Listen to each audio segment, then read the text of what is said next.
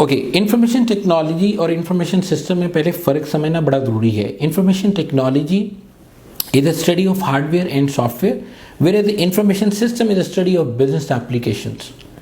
IT के लोग company के लोगों से पूछ के उनके कहने के मुताबिक सॉफ्टवेयर डिज़ाइन करते हैं, जबकि आईएस के लोग उस सॉफ्टवेयर को जज करते हैं कि कौन सा सॉफ्टवेयर दी बेस्ट है इस कंपनी से रिलेटेड।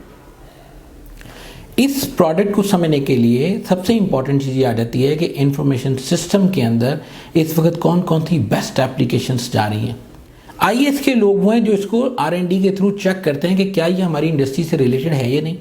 आईएस के जो एरिया के अंदर लोग काम कर रहे हैं वो बिजनेस इंटेलिजेंस के ऊपर, आर्टिफिशियल इंटेलिजेंस के ऊपर, और एक सॉफ्टवेयर अगर कोई बना है आईएस के अंदर तो वो मैं कहूँगा एक ईआरपी का सॉफ्टवेयर है। 255 chartered accountant around the world बैठ के एक पॉइंट के ऊपर आके एग्री किया कि ये वाला जो सॉफ्टवेयर है ये दी बेस्ट रहेगा। अब आईटी वाले एक बंदा या एक कंपनी उठ के उस 255 लोगों को चैलेंज नहीं कर सकते, जिनकी हम शायद किताबें पढ़ के आगे आए हैं, जिनकी शायद आज हम केस स्टडीज़ पढ़ के आगे आए हैं, या जिनकी हम केस स्टडीज़ पढ़ाते हैं। तो information system is very important. Information system के अंदर जो मेरा इंटरेस्ट बेसिकली पैदा हुआ, मैं एमआईटी करने के लिए बेसिकली एमएस इन इंफॉर्मेशन टेक्नोलॉजी करने गया था, और इंफॉर्मेशन सिस्टम के अंदर मैंने कुछ कोर्सेज सेलेक्ट किए ऑस्ट्रेलिया के अंदर स्विनबर्न यूनिवर्सिटी ऑफ टेक्नोलॉजी से।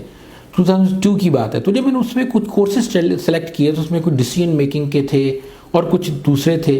मैंने वो सारे क्लियर किए, पास किए और पाकिस्तान वापस आ गए। बाई चांस एक बुक मेरे साथ आ गई जो कि business process and re engineering से रिलेटेड थी, ईआरपी की।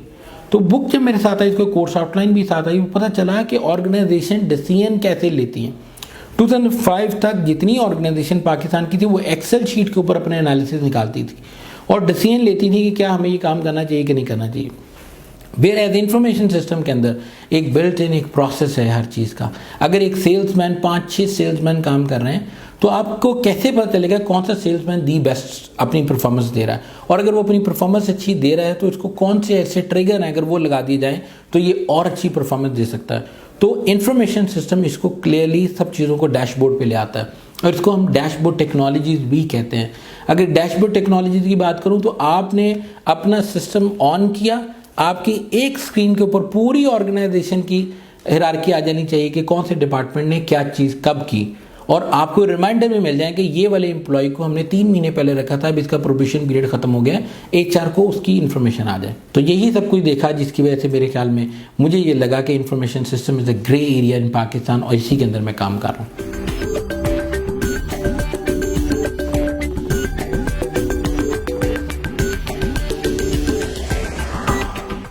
अगर मैं ईआरपी सॉफ्टवेयर के बारे में बताऊं कि ईआरपी सॉफ्टवेयर है कि basically it's called enterprise resource planning. ये एक सॉफ्टवेयर है जो कि एसआरपी ने सबसे पहले इंट्रोड्यूस करवाया था 1972 के अंदर, और सबसे पहला सॉफ्टवेयर था MRP 1 के नाम से, मटेरियल रिसोर्स प्लानिंग। दूसरा उन्होंने इंट्रोड्यूस कराया MRP 2 के नाम से, मैन्युफैक्चरिंग रिसोर्स प्लानिंग के नाम से। तीसरा वो इंट्रोड्यूस कराने लगा MRP 1, MRP 2। First is material and second one is manufacturing resource and planning. तो ये इंडस्ट्री स्पेसिफिक सॉफ्टवेयर थे कि अगर आप मटेरियल ले रहे हैं तो मटेरियल के रिसोर्सेज की प्लानिंग ऐसी हो जाए कि हमें वेयर हाउस ना लेने पड़े, उसको स्टॉक ना करना पड़े, हमें इसके ऊपर प्रिडिक्शन करनी पड़े कि कैसे कैसे कब कब किस किस चीज़ की ज़रूरत है। तो इन्होंने जो एक सॉफ्टवेयर बनाया था 1972 के अंदर, इसको जब इन्होंने इंट्रोड्यूस करवाया जर्मनी में तो इसके रिजल्ट्स बहुत अच्छे आए। यानी आपको पहले से चीज़ें लेके रखनी नहीं पड़ती थी, आपको डिमांड के अकॉर्डिंगली वो बताता था कब कब कितनी कितनी चीज़ें आपको लेनी चाहिए। तो MRP के बाद MRP 1 के बाद MRP 2, MRP 2 के बाद अब तीसरा, अगर हम होते तो शायद सोचते कि अब FRP भी आना चाहिए, फाइनेंशियल रिसोर्स प्लानिंग।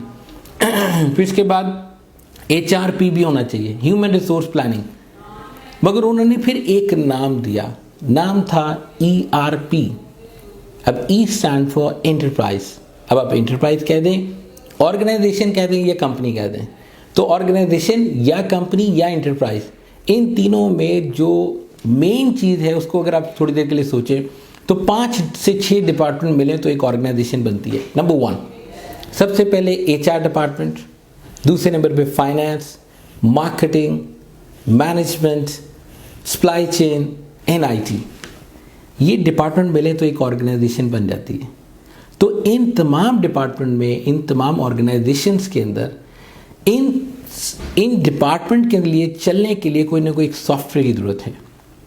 तो उन्होंने क्या किया एसएपी ने कि उन्होंने ईआरपी नाम रखा एंटरप्राइज रिसोर्स प्लानिंग। अब उसके रिसोर्सेज में क्या है, फाइनेंशियल का module for finance department, CRM customer relationship management for marketing department, business process management for management department, इसी तरह production planning for production department, इसी तरह business intelligence for forecasting and prediction and planning उसके लिए।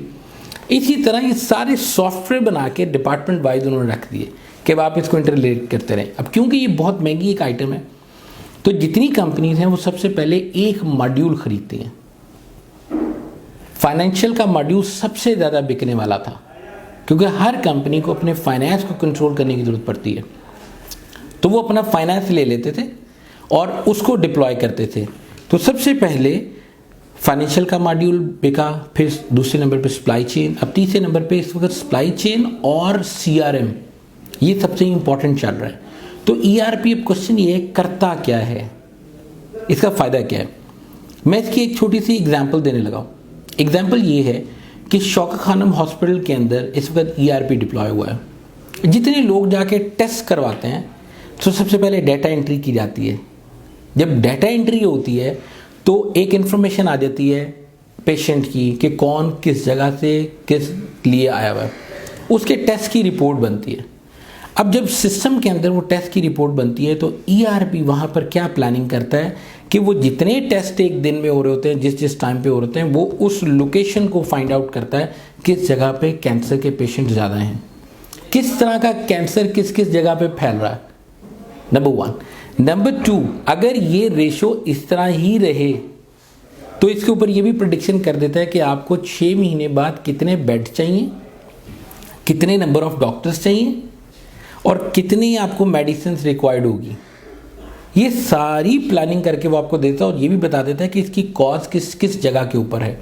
तो इस report के ऊपर जो उसने अपने फोरकास्टिंग, प्रेडिक्शन कह दें, इंटेलिजेंस कह दें, उसने निकाल के दिया कि किस जगह में कितना कितना कैंसर किसकी वजह से फैल रहा है। अगर आपने इसको कंट्रोल ना किया तो ये अगले 5 सालों में कितना होगा। दूसरी एग्जाम्पल देने लगा हूँ। आप मैकडॉनल्ड्स जाते हैं, केएफसी जाते हैं, बर्गर खाने जाते हैं। अब एक कंज्यूमर बिहेवियर है, एक ऑर्गेनाइजेशन बिहेवियर है। अब मैं कंज्यूमर हूँ और मैकडॉनल्ड या केएफसी एक ऑर्गेनाइजेशन का बिहेवियर शो करेंगे। जब कंज्यूमर दरवाजे से अंदर एंटर होता है, होते साथ ही वो एक बोर्ड को देखता है, सामने उन्होंने मुख्तलिफ मील के प्राइजेस लिखे होते हैं। वो उस बोर्ड को देखता है तो एक पिक्चर को थोड़ा सा बड़ा कर देते हैं, वो बाकियों को स्मॉल ही साइज रहने देते हैं, एक पिक्चर को बड़ा कर देते हैं। अब कंज्यूमर के बिहेवियर है, जिसकी पिक्चर बड़ी है हो सकता है बर्गर भी बड़ा ही होगा, ठीक। तो वो उसको देखता है, उसकी प्राइस है फॉर एग्जाम्पल 350, देखेगा सारों को, डिसाइड एक ही करेगा। करने के बाद वो एक क्यू में जाता है, कंज्यूमर बिहेवियर आगे जाता है, उसको सेल्स मैनेजर उसके साथ बात करती हैं और उसे पूछती हैं कि what would you like to eat sir. वो इतनी तेज़ी में बोलिए क्योंकि उसका सारा दिन है, यही काम है, मगर कंज्यूमर को बाज़ का समझ नहीं आती उसने बोला क्या है। तो वो कहता वो जिंगर बर्गर। अब उसने कुछ की इन किया सिस्टम के अंदर। जब वो की इन करती है तो उसके बाद साथ ही आपसे पूछती है कि विद चीज़ और विदाउट चीज़। तो आप कहते हैं हाँ चीज़ के साथ ही कर दो। वो फिर एंटर करती है। फिर वो कहते हैं फ्राइज़ कौन से लेने, लार्ज, स्मॉल, मीडियम। फिर आपसे पूछा जाता है कि कोक लेंगे, स्प्राइट लेंगे, फांटा लेंगे। तो आप कि भाई इतना टाइम नहीं है कि आप मुड़ के ऊपर देखें दोबारा कि उसके अंदर ये चीज़ें थी कि नहीं। आप कहते हैं हाँ कोक भी कर दो और फ्राइज़ भी कर दो। ऑल टुगेदर बिल बना के वो कहते हैं 650। अब आप कहते हैं कि मैंने जो मील सेलेक्ट किया था वो 350 का था, तो ये 650 कैसे हो गए। एनीवेज, अब क्योंकि इज्जत का मामला आएगा तो आप फिर 1000 का नोट निकाल के देंगे। जब 1000 का उसको नोट निकाल के देंगे, उसने आपको चेंज वापस किया, उसके बाद एक ट्रे पकड़ेगी, पीछे मुड़ेगी, एक बर्गर जो ऑलरेडी बना हुआ है वो उठा के रखेगी, फ्राइज रखेगी, बॉटल आपको दे देगी, आपको बर्गर मिल गया। इस बर्गर को मिलने में, इस ऑर्डर को लेके आपको बर्गर डिलीवर करने में कितना टाइम लगेगा? मैंने अक्सर ये क्वेश्चन किया तो लोग कहते हैं कि सर इसमें 5 मिनट लगते हैं, कुछ लोग कहते हैं 10 मिनट लगते हैं। मैं उनको कहता हूँ कि आपको सबसे इम्पॉर्टेंट ये चीज़ है कि आप टाइम को कैलकुलेट करें, इतना टाइम कितना लगा। ये टोटल 10 से 20 सेकंड लगते हैं। इंटरव्यूज़ के अंदर अगर आप 10 सेकंड कभी काउंट करें, अगर मैं भी करूं,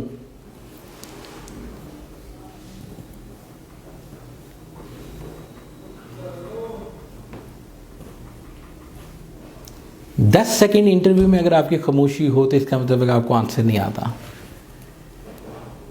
10 सेकेंड बहुत टाइम होता है। 10 से 20 सेकेंड के अंदर आपको ऑर्डर डिलीवर कर दिया जाता है।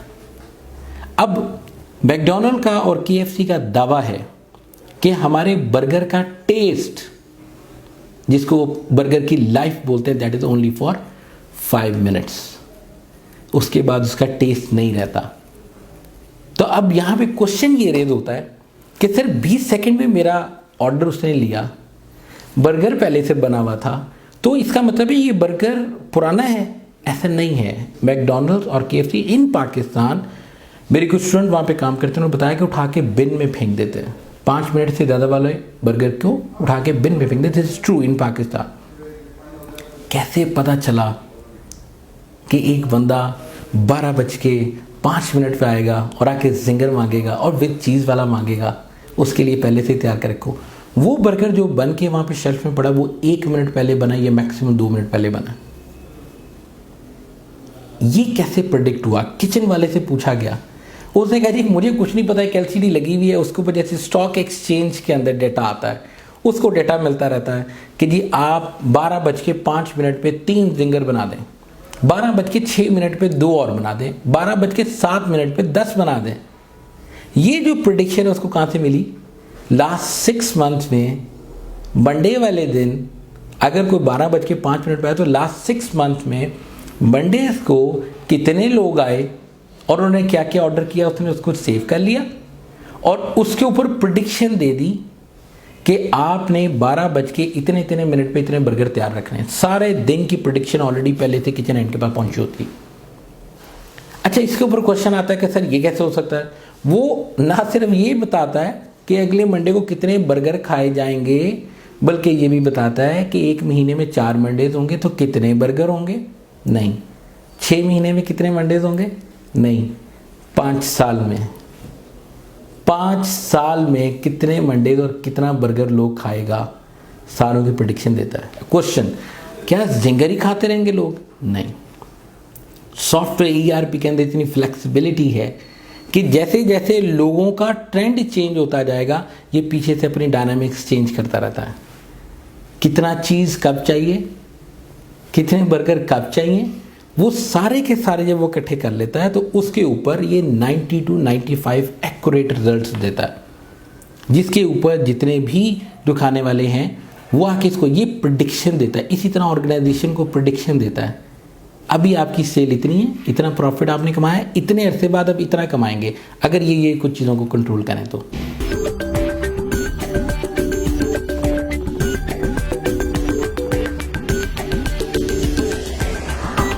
बैक इन 2005 फर्स्ट टाइम मैंने एक यूनिवर्सिटी के अंदर ERP का कोर्स लॉन्च किया तो मेरे पास एक बच्चा पढ़ने नहीं आया।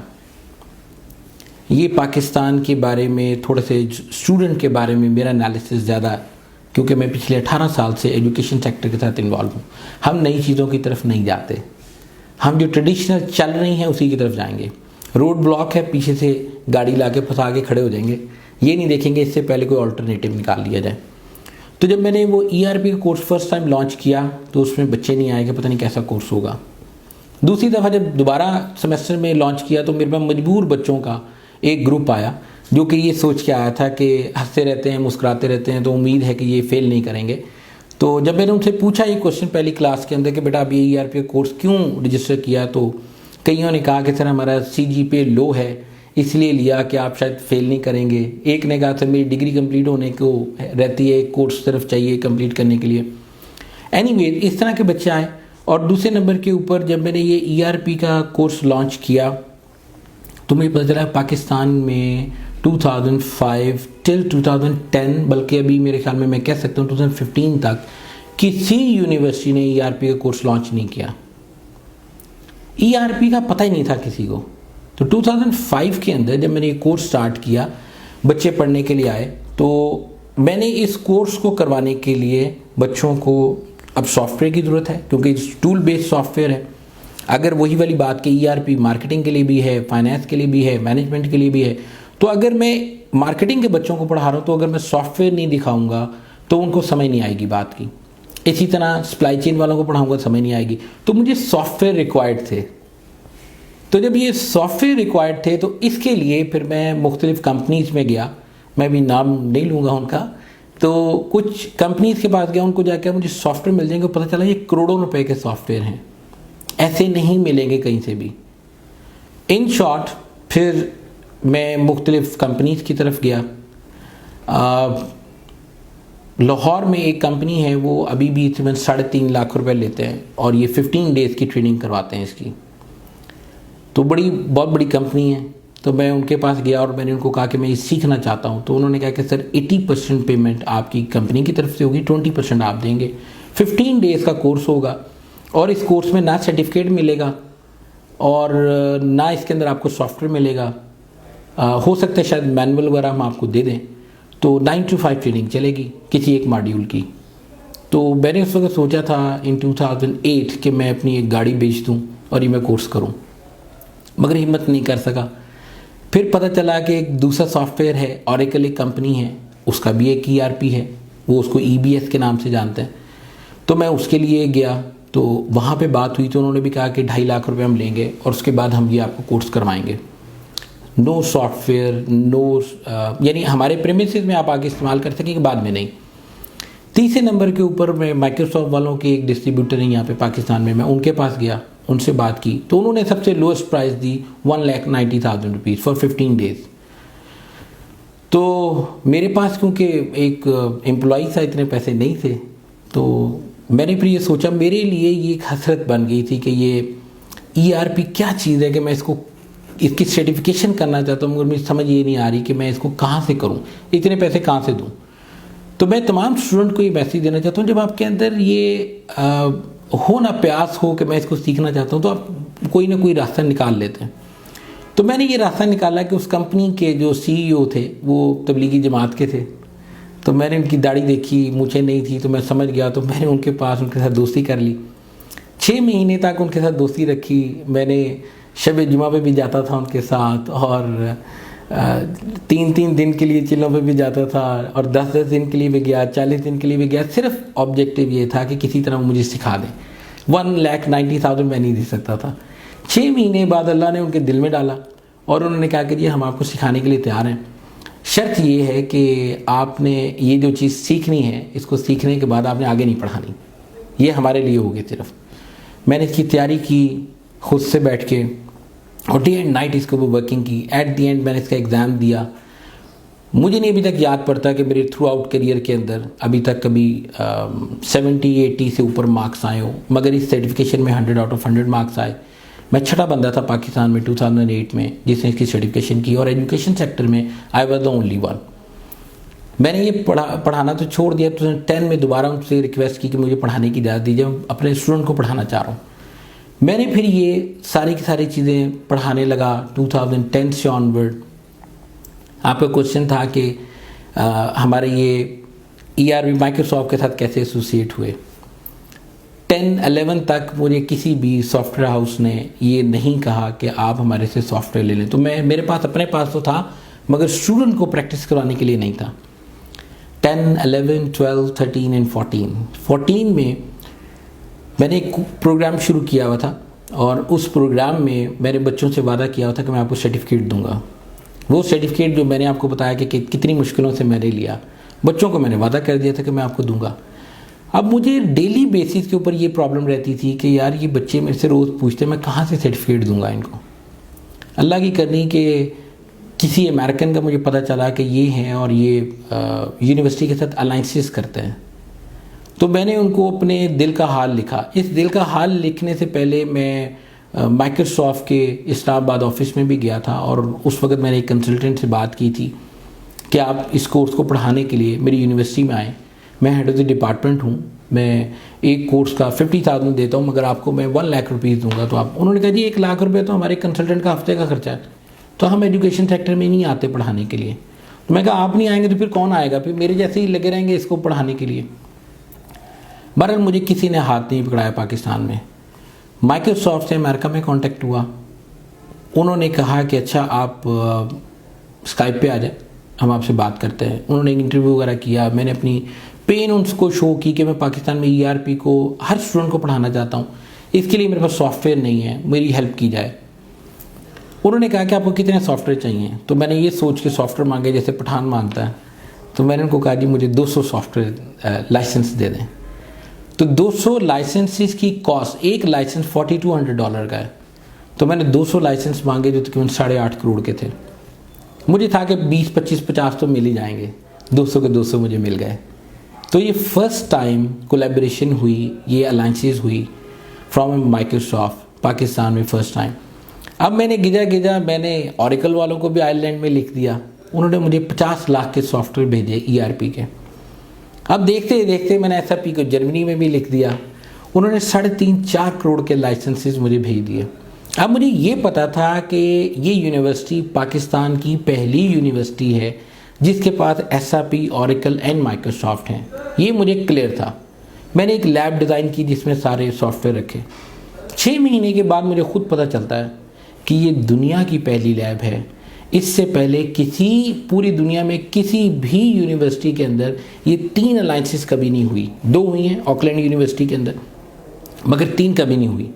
तो मैंने वहाँ पे पढ़ाना शुरू किया और जब मैं पढ़ाता रहा तो माइक्रोसॉफ्ट ने हर साल अमेरिका जाता था, तो अटलांटा में वहाँ पे सबसे पहले एक पेज आया करता था जिस पेज के ऊपर होते थे कि ये 8 बोर्ड ऑफ एडवाइजरी मेंबर हैं माइक्रोसॉफ्ट के जो पूरी दुनिया का फैसला करते हैं, और ये सारे डॉक्टर थे। इनमें से 6 अमेरिकन PhD थे, एक ब्रिटिश था और एक स्पेन का था। तो सब डॉक्टर। तो मैं माइक्रोसॉफ्ट वालों को कहता था कि I didn't see my name here, तो वो भी मुस्कुरा के कहते थे आगे, तो you are very active partner in Pakistan, hope you will be here soon. मुझे पता था पहले PhD होगी तो फिर जाके नाम आएगा, ऐसे ही वो भी मेरा दिल रख रहे हैं। 1 महीने के बाद उन्होंने मुझे कहा कि एक CV अपनी भेजो और इंटरव्यू के लिए स्काइप पे आ जाओ। मैं स्काइप पे गया, बातचीत हुई बोर्ड ऑफ एडवाइजरी मेंबर की। उन्होंने कहा जी जो हमारा एडवाइजरी बोर्ड है वो 1 महीने बाद डिसीजन देगा। 1 महीने के बाद डिसीजन हुआ तो बाई चांस मैं ज़ोहर की नमाज़ पढ़ के हटा था, तो मुझे पता था कि मेरा नहीं होना। वो नमाज़ पढ़ने के बाद ऐसे ही मुझे ख्याल आया कि यार शायद 1 महीना आज पूरा हो गया, देख लें। तो जब मैंने देखा तो पता चला congratulation, you are selected as a Microsoft board of advisory member. जब माइक्रोसॉफ्ट का बोर्ड ऑफ एडवाइजरी मेंबर 9वां बंदा मैं पाकिस्तान का सेलेक्ट हुआ तो I was very happy. Geo, Samaa, 92, 42 channel ने मेरा इंटरव्यू लगा दिया। CM उससे कॉल आ गई, उन्होंने कहा जी अगर हमें आप प्रूफ दे दें कि you are the first Pakistani तो हम आपको गवर्नमेंट की तरफ से कोई ना कोई इंसेंटिव देंगे। तो मैंने डरते डरते उनको लिखा कि क्या मैं पहला पाकिस्तानी हूँ, ये आप लिख के दे सकते हैं, क्योंकि ये हर साल की एक लगती है लिस्ट। तो जब मैंने उनको लिखा तो उन्होंने आगे से रिप्लाई किया, you are not the first Pakistani, you are the first Asian ever selected in that board. तो आज मैं माइक्रोसॉफ्ट के बोर्ड में हूँ और पूरी दुनिया के फैसले कर रहा हूँ। पूरे एशिया में किसी भी यूनिवर्सिटी को अलायंस चाहिए होते हैं तो ये मैं ही देता हूँ। इसी के ऊपर उन्होंने मेरी एक सक्सेस स्टोरी भी पब्लिश की, जो अगर आप जाके गूगल पे लिखें गेम चेंजर इन पाकिस्तान माइक्रोसॉफ्ट तो सबसे पहली केस स्टडी आती है जो कि उन्होंने पब्लिश की। इसी तरह SAP ने भी सक्सेस स्टोरी पब्लिश की कि SAP ERP presence in Pakistani universities, और इसी तरह ऑरेकल ने भी। तो अल्हम्दुलिल्लाह तीनों ने इसको एक्नॉलेज किया।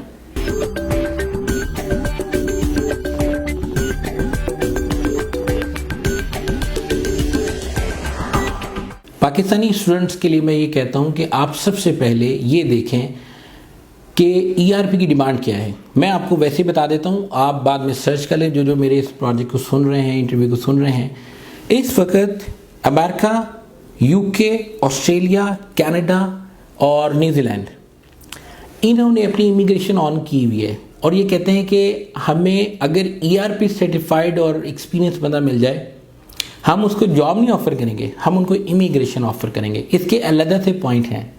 मेरे पास 2 दफ़ा जॉब आ चुकी है जॉर्जिया टेक यूनिवर्सिटी की, अमेरिका से। माइक्रोसॉफ्ट रिकमेंड किया कि इस बंदे को रख लो। मैं पाकिस्तान से नहीं गया, सिर्फ इसीलिए नहीं गया कि मैं बाहर भी पढ़ा चुका हूँ, मैं पाकिस्तान में भी पढ़ा रहा हूँ। मैं सिर्फ ये तमाम स्टूडेंट्स को ये कहता हूँ, आप अपने जॉब करियर के अंदर सिर्फ गूगल पे जाके ये देखें कि इन डिमांड जॉब्स 2020, तो आपको पता ही चलेगा जो आप पढ़ रहे हैं ये ऑब्सोलीट हो चुका हुआ है, और जो इन डिमांड है वो आपको पढ़ाया नहीं जा रहा। तो जो चीज़ डिमांड में आ रही है उसका हमें पता ही नहीं है, सब चीज़ें क्लाउड पे चली गई हैं। हमने IT को, इंफॉर्मेशन टेक्नोलॉजी को जंगलात के फ़ायदे नुकसानात बना दिया है, जो 1988 में भी वही थे और 2017 में भी वही हैं। इसी तरह आप देखें कि जो यूनिवर्सिटी लेवल के ऊपर जो बुक्स वगैरह पढ़ाई जा रही हैं वो 3-3, 4-4 साल पुरानी है, जबकि टेक्नोलॉजी हर 6 महीने बाद एक रेवोल्यूशनरी स्टेप लेके आती है और उसमें आगे चलती है। तो मैं तमाम स्टूडेंट्स को ये कहूँगा कि आप इस तरह के कोर्सेज की तरफ जाएं और देखें, और जाने से पहले ये ज़रूर देखें जो पढ़ाने वाला है उसका कैलिबर क्या है, वो किस जगह से है।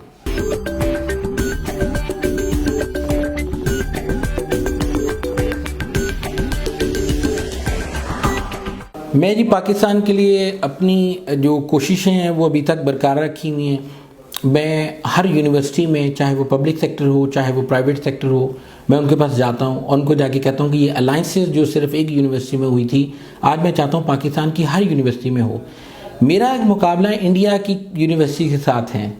इंडिया की 179 यूनिवर्सिटीज़ एक के साथ एसोसिएटेड हैं और पाकिस्तान की सिर्फ 4। हर यूनिवर्सिटी के डीन डायरेक्टर्स के पास मैं जा रहा हूँ, VC को मिलने जा रहा हूँ और उनको मैं यही रिक्वेस्ट कर रहा हूँ, सर ये अलाइंसेस करवाएं, ये चीज़ बच्चों को पढ़ाएं जो कि मार्केट की डिमांड है।